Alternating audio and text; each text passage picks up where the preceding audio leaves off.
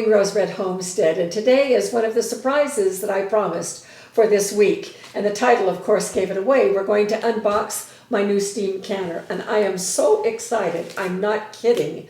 I'm so excited. It came yesterday, and I couldn't sleep last night. I didn't get to sleep until about 4 o'clock, and then I was up at 6:30 or so to get ready for the day. So anyway, just a few minutes. But first, I have an announcement. Our Basics of Dehydrating and Storing Fruits and Vegetables book is up in our bookstore right now. It is a smaller book, so it's a smaller price. But what is going to be in this book is the basics. It is a book of principles rather than a book of exact time that you do stuff and exact temperature that you put things, because I mention over and over, dehydrating is not an exact science. It depends on a whole lot of variables, including the thickness of your food, the type of dehydrator that you have, the ambient temperature of your kitchen. And so I recommend that you keep a notebook, a little journal on dehydrating, and log in every single batch that you do and the time that it took and the temperature that you placed it at, so that you can begin to build your own set of experience about dehydrating. But it has lots of really useful information in here, and then it has tables in it that have over 50 different foods and how you prepare them and what you do to get those ready. And then it has images too. Most of the images are from my own, all the images are from our own experience. I have been dehydrating for 50 years.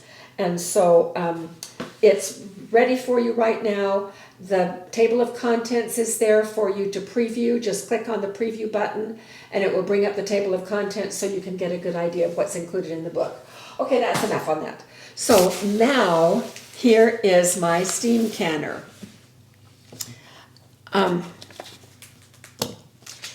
For those of you that do not know what a steam canner is, this picture may help. This is the one that I was most familiar with. And I had one of these clear back in the 70s, and I used it a ton. I mean, I just did almost every one of my water bath canning recipes using this type of a steam canner.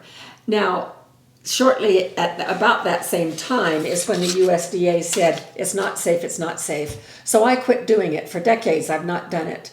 And then just a few years ago, the USDA came back out based on some testing that was done at one of the extension agencies, who has set up some guidelines for use on these steam canners.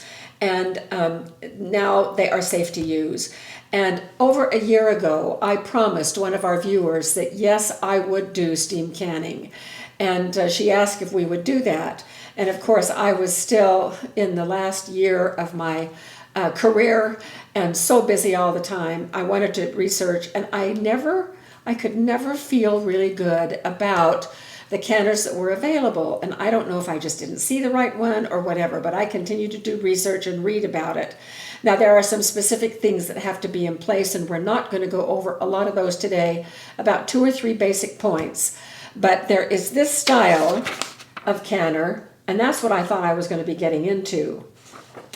But then I found this canner, and this is what I am so excited about. I haven't been this excited about a canner in quite a while.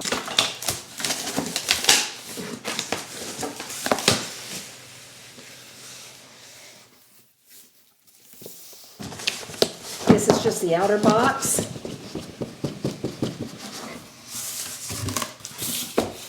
And as you can see, it is from Kitchen Crop. I got this on Amazon, and it is already in our Amazon store. So this is different from the one that I just showed you, and I am so excited about this style. And it is because it is so very practical. Now, steam canning is, and I got online last night and looked at the instructions so that I knew a little bit about what I could talk about today.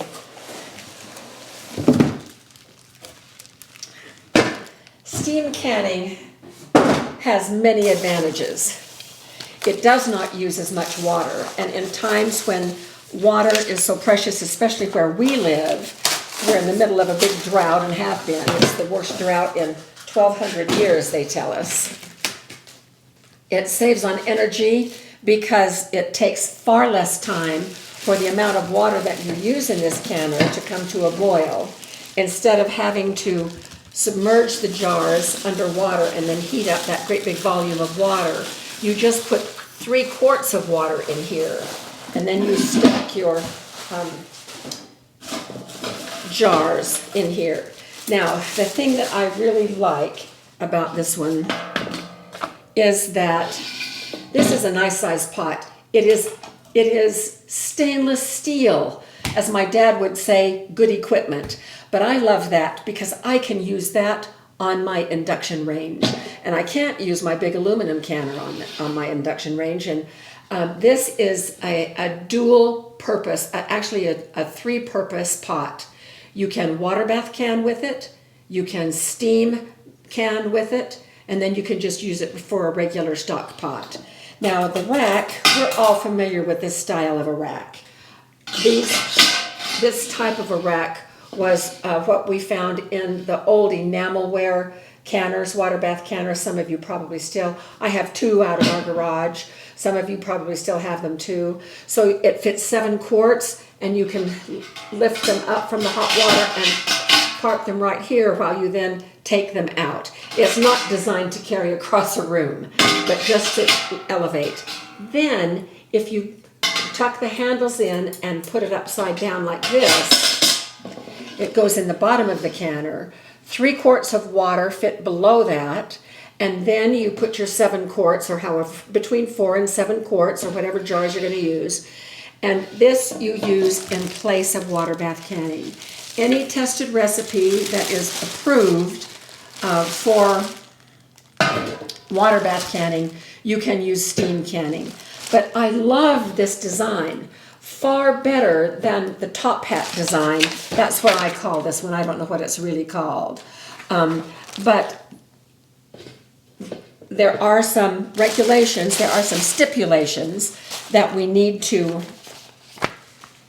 I'm going to talk about just 2 or 3 of them. First of all, in a steam canner, we can only use recipes that are tested. So please respect that. And this is for high acid foods only.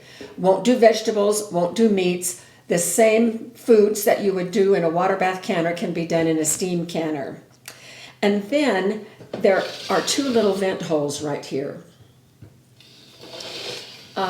We need to bring the steam up, like after the jars are in. Well, first of all, I have to do a test. And I read about the test on the online version of the instruction book. I have to put 4 jars of water in there before I use it for sure, and then watch for the following. I watch until steam is venting out here, and it's a good column of steam, and it needs to be 6 or 8 inches tall and really coming out, because that ensures that the temperature on the inside of the canner is the right temperature. It is not under pressure. These are called atmospheric canners. That's how the USDA describes what we can use. Not under pressure. If you put it under pressure, it is not steam canning. And so it has to be in the regular atmospheric pressure. That's what it means, which is what we feel right now without putting this under pressure. This is not a pressure pot, nor can we use a pressure pot for steam canning. Now, then once that steam is venting 6 to 8 inches, then we can turn the heat down until the steam has to be maintained for the entire amount of time. Now, I'm going to be demonstrating this. I've already made my list up through March of our videos based on a lot of requests from you.